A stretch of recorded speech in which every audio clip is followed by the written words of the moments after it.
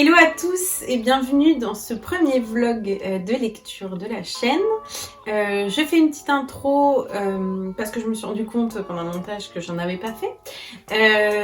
Donc voilà, juste pour vous dire que j'ai préparé un petit vlog sur plusieurs semaines. Comme je disais dans une autre vidéo, je pense que ce sera le vlog le plus long de l'histoire de Booktube.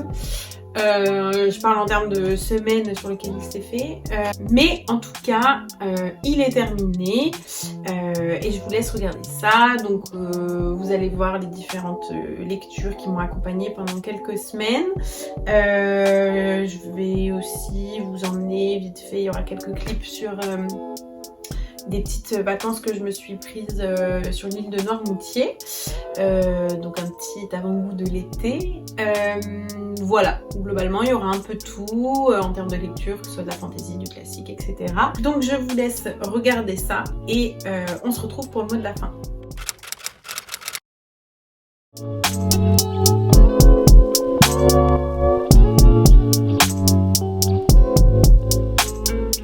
Bonjour à tous, aujourd'hui nous sommes le 23 mai, le dimanche 23 mai. Je suis en pleine lecture de la deuxième partie du deuxième tome des Archives de Rochard qui s'appelle Le Livre des Radieux. C'est la seule lecture que je fais là pour le mois de la fantaisie. Je n'aurais lu que ça, à mon avis, pour tout le mois. Mais j'étais assez busy en mai, donc pour les 3 premières semaines. Du coup, voilà. Mais on fait ce qu'on peut. Je suis à la page 400 sur 914. Donc je suis bientôt à la moitié, vers la page 460. Voilà. Donc là, je vais essayer de me faire une sorte de 12 hours readathon machin truc. Donc lire 12 heures. Donc là, il est aux alentours de midi. Donc je vais lire le plus possible de midi à minuit.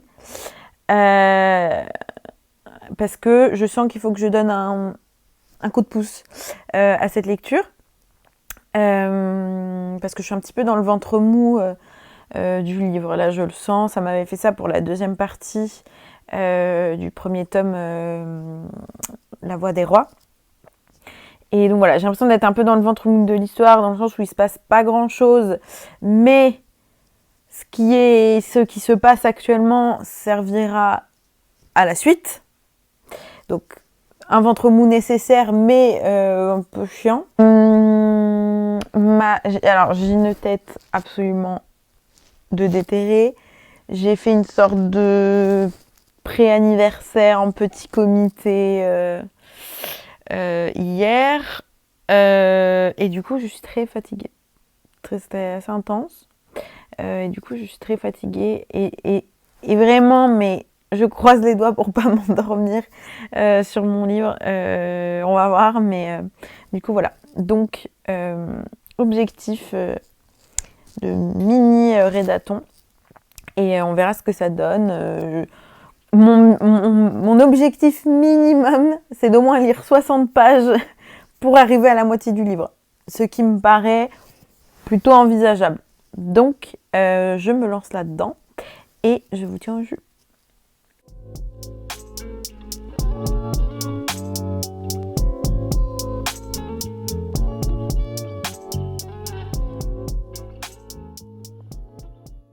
Je vous retrouve 100 pages plus tard, aux alentours de 18 heures.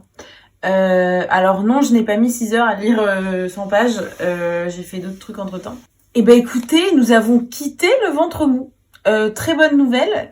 En fait, dans le clip d'avant, je vous dis que je suis depuis quelques chapitres dans le ventre mou de l'histoire où il se passe pas grand-chose, mais qu'en soi, je sais que c'est nécessaire pour la préparation de la suite et de la fin du tome. Et en fait, direct après, j'ai commencé à lire et il s'est passé plein de choses hyper intéressantes. Et voilà, donc 100 pages trop cool. Il s'est passé plein de trucs. Comment dire, La relation avec certains personnages évolue de ouf, je suis trop contente. Vraiment, je pense que ce tome-là, ou en tout cas cette partie-là du tome 2, je pense que, enfin, je vais beaucoup l'apprécier. Bon, pour l'instant, c'est comme ça et je pense que ce sera aussi le cas quand j'aurai fini de lire. Je pense qu'un des points forts, c'est vraiment l'évolution de la relation des personnages principaux entre eux. Ou pas forcément que principaux d'ailleurs. Mais bref. Et enfin, c'est vraiment top. Ça évolue de ouf. Au début, il y a quand même pas mal de conflits, mais après ça s'arrange, ou il y a d'autres conflits qui arrivent, mais en tout cas ça bouge pas mal et c'est vachement agréable à suivre. Voilà, donc je suis très contente. Et j'espère que les 400 pages qui me restent, parce que du coup j'ai dépassé la moitié, et j'espère que les 400 pages qui me restent seront top, quoi. Et je reviendrai vers vous quand j'en saurai plus, soit dans la soirée, soit plus tard dans la semaine, quand vraiment j'aurai bien avancé, ou peut-être que je serai à la fin, enfin un truc comme ça. Donc voilà, we'll see.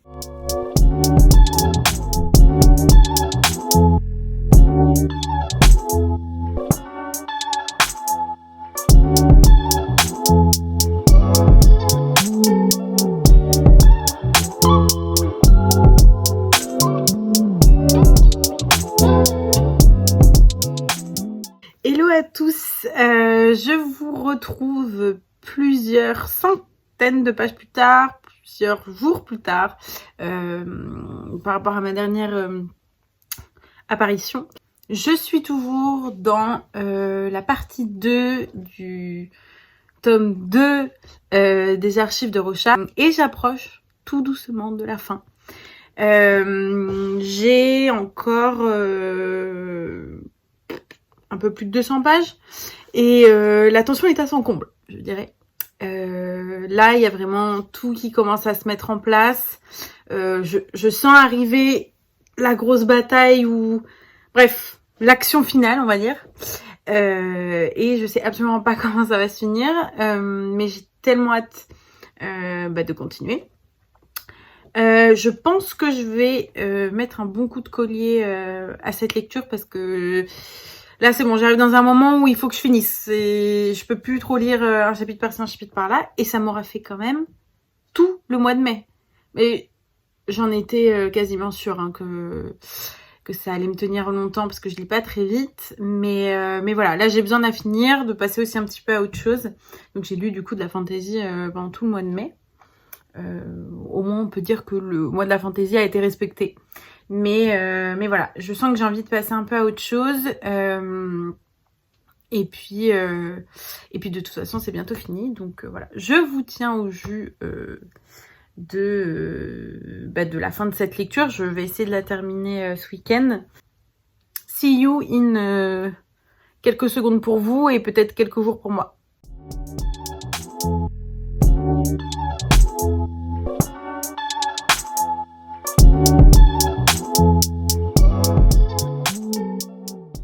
Hello à tous, je vous retrouve en ce dimanche 6 juin, je crois, pour un petit point sur ma lecture qui n'est plus en cours vu que je l'ai terminée ce midi. Donc j'ai enfin, je ne sais pas où il est, j'ai enfin accouché du livre des radieux partie 2, donc ce gros bébé de 900 pages. C'était top. Plein de choses vont se passer à mon avis voilà, dans les prochains romans. Je crois que le tome 3 c'est Justicière qui est aussi en 2 parties. Et après, il y a le Rythme de guerre, je crois, donc il doit être le 4e tome qui doit être aussi en 2 parties. Donc voilà, je suis contente d'en avoir terminé avec ce pavé. C'était long, hein, ça m'a fait tout le mois de mai, mais c'était une super lecture. Je vais faire un post à mon avis sur mon Instagram rapidement pour donner mon avis, et puis j'en parlerai un petit peu plus en détail dans peut-être un update lecture ou quoi. Mais à chose que je peux vous dire, c'est que ça reste quand même une saga de fantasy absolument top. J'en ai pas lu 15 000 non plus, mais on sent que il y a quand même du world building. Les personnages en fait sont de plus en plus complexes. Au début, j'avais un peu de mal avec certains personnages, notamment Shallan. Je la trouvais un peu pas sans saveur, mais je la trouvais un peu gamine et tout. Et en fait, depuis le tome 2, enfin même en partie 1, elle a vachement mûri, et puis depuis le tome 2, il y a une rencontre entre certains personnages et c'était agréable de voir un peu comment leur relation se crée et évolue après par la suite.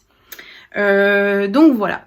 Donc j'ai adoré. Le seul petit point que je dirais qui est pas ouf, enfin qui m'a un petit peu gênée, c'est alors soit j'ai totalement oublié les autres tomes d'avant parce que je les enchaîne pas. En général, il se passe 1 ou 2 mois, voire peut-être parfois un peu plus, entre les lectures des parties.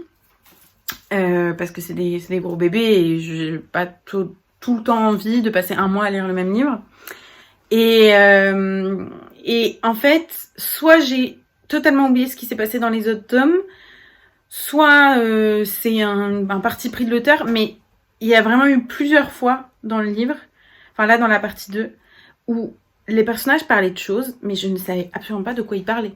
Genre, vraiment, ils parlaient d'endroits ou de personnages, n'importe quoi. J'avais des bugs, j'étais en mode, mais à quel moment ils ont parlé de ça? Et en fait, je mets des petits marque-pages, donc j'annote mes livres vite fait, mais en fait c'est dégueulasse. Je mets 3 post-it par-ci par-là. Il y a aucun code couleur, aucune organisation. Mais en gros, je mets des petits post-it à chaque fois qu'il y a un moment important qui parle de l'intrigue. Enfin bref, un moment que je juge important pour comprendre l'histoire. Et en fait, le premier tome, donc La Voix des Rois, et la première partie du deuxième tome, en fait, c'est chez mes parents. Donc je peux pas me replonger dedans pour regarder ces petites notes. Mais honnêtement, je n'ai aucun souvenir parfois de ce dont ils parlent. Alors, est-ce que c'est que j'ai vraiment oublié, ou alors c'est Brandon Sanderson qui distille des petites choses pour que le lecteur se questionne et pour montrer un petit peu ce qui est à venir, enfin les intrigues qui vont venir. Mais parfois j'ai trouvé ça quand même un peu gênant. Du coup voilà, je vais essayer de trouver un site, si vous en connaissez, enfin là je vais regarder, mais si jamais vous avez des suggestions, n'hésitez pas à me le dire. Mais en gros, je vais regarder un site qui me résume La Voix des Rois et le Livre des Radieux pour voir si dans le résumé, il y a vraiment des trucs que j'ai pas capté ou pas. Mais par contre, faut absolument pas que je me fasse spoiler. Et ça, j'ai un peu peur. Parce que vu qu'il y a 2 tomes qui sont sortis, enfin il y a le tome 3 et 4, j'ai peur de tomber sur un résumé qui est pas le bon. Donc je vais faire attention, mais bon, du coup voilà. Mais en tout cas, globalement, c'est une saga de fantasy vraiment super. Moi, c'est un peu mes premières sagas, donc je suis pas sûre que c'est la meilleure saga pour commencer de la fantasy parce que je trouve ça assez complexe. Je vous la recommande 1000 fois. Et j'ai vraiment hâte de commencer Justicière parce que là il y a trop de choses qui sont passées, il y a trop de cliffhangers, il y a trop de voilà. Donc je pense que je vais acheter Justicière partie 1 bientôt. Et je vais essayer de pas laisser trop de semaines entre cette lecture et le début du tome 3 et voilà. Et je vous tiendrai bien évidemment au jus de ces lectures. Du coup voilà, donc je vous tiens au jus des prochaines péripéties qui m'arrivent, péripéties livresques. Je vais recevoir bientôt une box cube que j'aurai le plaisir d'unboxer. Je pense que je ferai une vidéo dédiée plutôt que j'en parlerai pas forcément dans le vlog. Enfin, je vais pas unboxer dans le vlog, mais je ferai une vidéo dédiée. Et voilà, j'ai trop hâte de la recevoir. C'est mon cadeau d'anniversaire. J'ai eu un abonnement de 6 mois. Et voilà, donc il y aura 6 cubes à unboxer. Et voilà, je pense que je ferai une vidéo d'unboxing par cube. Mais vous en saurez plus quand je l'aurai reçu. Donc je vous dis à la prochaine, donc encore une fois dans quelques secondes pour vous et moi dans je ne sais pas combien de jours, voilà.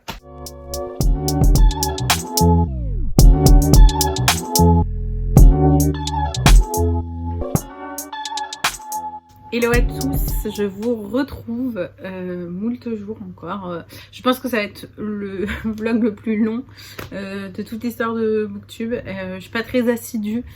Je vlog quand j'ai quelque chose à dire et parfois aussi j'oublie de vlogger. Enfin bon bref. Donc désolée pour cette organisation un petit peu décousue. Mais je voulais vous dire deux choses. Donc la première, c'est que je crois que la dernière fois que je vous ai parlé, c'était à la fin de ma lecture du livre des radieux partie 2 de Brandon Sanderson. Et je voulais vous faire un petit point sur la lecture que je lis en ce moment. J'ai eu quelques jours de sas de décompression, entre guillemets. Quand je lis des gros tomes de fantasy, j'avoue que j'ai un peu de mal à enchaîner avec une autre lecture après. En général, je lis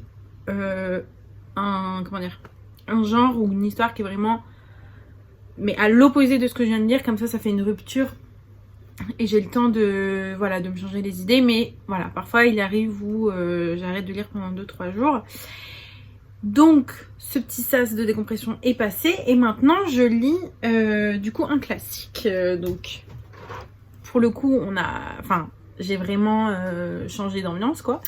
Donc en ce moment je suis sur La peau de chagrin de Balzac. Donc j'ai commencé à le lire en mode normal, en lecture d'un livre, papier voilà. Mais souvent avec les classiques, ce que j'aime bien faire, vu que c'est pas forcément un genre auquel j'ai l'habitude.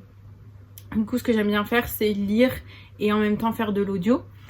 Sur internet, vu que c'est des œuvres qui sont très anciennes, je crois qu'il n'y a plus les droits dessus, les droits d'auteur.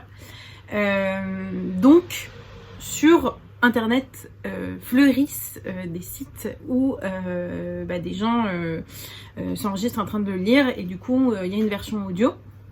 Donc je sais que j'avais fait ça pour Le Rouge et le Noir de Stendhal et un peu pour La Fortune des Rougon de Zola, et donc là je le fais pour La peau de chagrin et c'est vrai que ça m'aide beaucoup à l'avancer parce que j'avoue que le style de Balzac il est quand même très particulier. C'est quand même parfois une phrase ça fait 4 lignes quoi, donc j'essaie de m'accrocher, mais même si Brandon Sanderson c'est riche, c'est bien écrit et tout, c'est quand même déjà c'est écrit en Louis XIV et c'est des tournures de phrases qui sont plus simples quoi, surtout que c'est traduit de l'américain, bref. Donc là j'avoue que il y a un petit peu un choc littéraire donc avec Balzac, mais voilà, donc le fait de l'écouter en audio c'est super agréable parce que du coup il y a un ton qui est mis et je trouve que ça permet de mieux comprendre les phrases qui sont super longues et de un peu comprendre ce que veut transmettre Balzac dans ce qu'il écrit.